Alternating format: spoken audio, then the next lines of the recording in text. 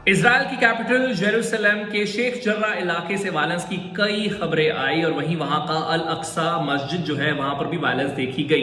इस वायलेंस के पीछे है इजराइल पैलेस्टाइन कॉन्फ्लिक्ट। बहुत ही वाइड टॉपिक है, since I make short videos I try to sum it up in this video. मेरा नाम है अरुण सिंह। इस कॉन्फ्लिक्ट को आज समझने की हम थोड़ी सी कोशिश करने वाले हैं। तो सबसे पहले अगर आपका सवाल है वर्ल्ड मैप पर इजराइल कहां पर है, तो I am flashing this on your screen. Israel Palestine conflict को एक लाइन में अगर सम अप करना हो तो ये होगा two groups of people trying to claim one piece of land. 1900s में ये ऑटमन एम्पायर के अंडर आता था और यहाँ पर क्रिश्चियंस और मुस्लिम्स ज्यादा थे, ज्यूज बहुत ही कम थे।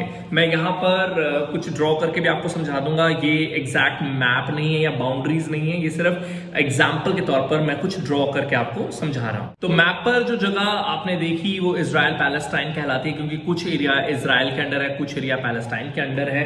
तो this is how it really looks like. यहाँ पर है गाजा स्ट्रिप, यहां पर है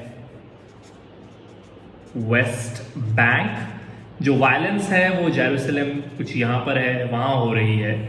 अब ये अरब एरिया है, तो जो पैलेस्टाइन आइडेंटिटी वाले अरब्स थे they wanted their own state Palestine.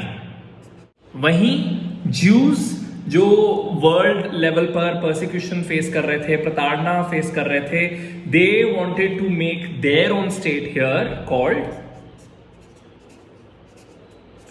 Israel. अब जब वर्ल्ड वॉर 1 के बाद ब्रिटिशर्स ने इस पूरे एरिया पर कंट्रोल ले लिया, उन्होंने इसको नाम दिया ब्रिटिश मैंडेट ऑफ पैलेस्टाइन। तो इन दो ग्रुप्स में बहुत ज्यादा झगड़े जो है वो होने लगे। इसे रिजॉल्व करने के लिए यूएन ने डिवीजन एक प्रपोज किया इस ब्रिटिश पैलेस्टाइन का, जहां पर उन्होंने 53% एरिया डेडिकेट किया इजराइल को और 47% पैलेस्टाइन को। बट जो अरब्स थे उन्हें बात अच्छी नहीं लगी कि एक ज्यूज रूल्ड स्टेट हो जाए ये वाली एरिया। सो उन्होंने वॉर जो है वो की 48-49 में। अब इस वॉर को इजराइल ने जीत लिया। अब जो यूएन ने एरिया डिवाइड किया था और इजराइल को दिया था, इस वॉर के बाद इजराइल ने वो उस एरिया को और भी ज्यादा बढ़ा दिया। इसके बाद एक और वॉर हुई 1967 में, ये 6 दिन की वॉर थी, इसे भी इजराइल ने जीता और यहां पर भी इजराइल ने कई पैलेस्टीनियन एरियाज थे जिन्हें ऑक्यूपाई कर लिया। इसी दौरान ये दो एरियाज जो हैं इन्हें भी इजराइल ने ऑक्यूपाई कर लिया।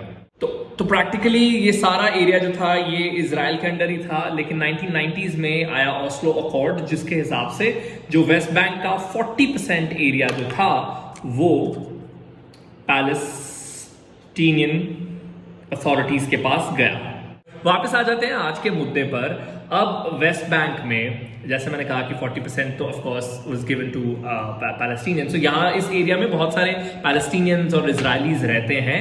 और जब 48 वाली जो वॉर हुई थी तो वहाँ पर कई पैलेस्टीनियंस को यहाँ से जाना पड़ा था, लेकिन कुछ यहाँ पर सेटल हुए थे। तो आज भी इजरायली कोर्ट में कई ऐसे केसेस हैं जहां पर जो पैलेस्टीनियन सेटलर्स हैं वो अपनी जगह के लिए फाइट कर रहे हैं, वेराज इजरायलीज कह रहे हैं नहीं वो उनकी जगह नहीं है। So basically again land dispute वहां पर चल रहा है बिटवीन पैलेस्टीनियंस एंड इजरायलीज। तो उन्हें कहा जा रहा है कि देखिए भी ये जगह खाली कीजिए। और वहीं डिस्प्यूट्स जो है शुरू हुए, वहां से खबरें आनी शुरू हुई और उसी का रिजल्ट ये हुआ कि अल अक्सा जो एक मॉस्क है वहां पर रमजान के दौरान इवनिंग प्रेयर के दौरान जो मुस्लिम्स थे दे वर देयर। और ये अल अक्सा मॉस्क जो है ये ज्यूज के लिए भी एक होली साइट है, वो इसे कहते हैं टेम्पल माउंट। तो वहां पर इजरायली पुलिस डिप्लॉय की गई जहां पर इवनिंग प्रेयर्स हो रही थी, कई मुस्लिम वहां पर थे और वहां पर वायलेंस शुरू हुई। जो जितने भी वहां पे वर्शिपर्स थे उन्होंने इजरायली पुलिस के ऊपर अटैक किया एंड दे आल्सो अटैक्ड। सो वो एक वायलेंस बहुत ज्यादा स्ट्रांग हुआ और उसमें कई लोग इंजर हो चुके हैं। पॉलिटिकल क्लैशेस भी हैं वहां पर। एंड ये तो मैंने बहुत कम चीजें इसमें टच की हैं, इसमें और बहुत सारे फैक्टर्स हैं, बहुत ज्यादा लेन देन है, हाँ ना और ये सब चीजें थी। But the point is that's what the conflict is. इसी के साथ ही वीडियो होती है खत्म। मेरा नाम है Arun Singh. It's a good bye from my side. Bye.